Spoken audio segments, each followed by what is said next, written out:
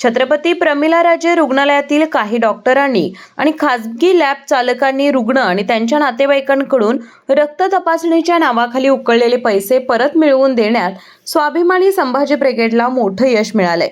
गेल्या काही दिवसांपासून सीपीआर रुग्णालयातील काही विभागांमध्ये डॉक्टरांकडून रुग्णांना बाहेरील खासगी लॅबमध्ये तपासणी करण्यासाठी दबाव टाकला जात असल्याच्या तक्रारी होत होत्या। या तपासण्यांसाठी 1000 ते 3000 रुपयांपर्यंत रक्कम आकारून त्यातील निम्मी रक्कम संबंधित डॉक्टरांना कमिशन म्हणून मिळत असल्याचं उघड झालं। तपासणीचे रिपोर्ट रुग्ण किंवा त्यांच्या नातेवाईकांना न देता थेट डॉक्टरांच्या मोबाईलवर पाठवले जात होते।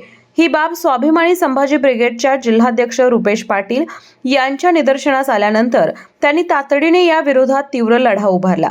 गेल्या गुरुवारी त्यांनी सीपीआर प्रशासन, संबंधित डॉक्टर आणि सुरक्षा रक्षकांना धारेवर धरत रुग्णांच्या नातेवाईकांचे लुबाडलेले पैसे परत देण्यास भाग पाडले।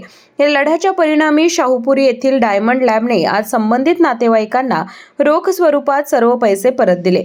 सीपीआर प्रशासनाच्या इतिहासात पहिल्यांदाच अशी घटना घडली आहे की रुग्णांच्या आर्थिक नुकसानीची तात्काळ भरपाई करण्यात आली।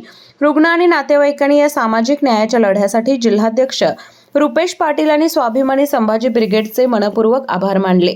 पाटील यांनी पुढेही अशा गैरप्रकारांवर करडी नजर ठेवून दोषींना संभाजी ब्रिगेड स्टाईलमध्ये धडा शिकवण्याचा इशारा दिला।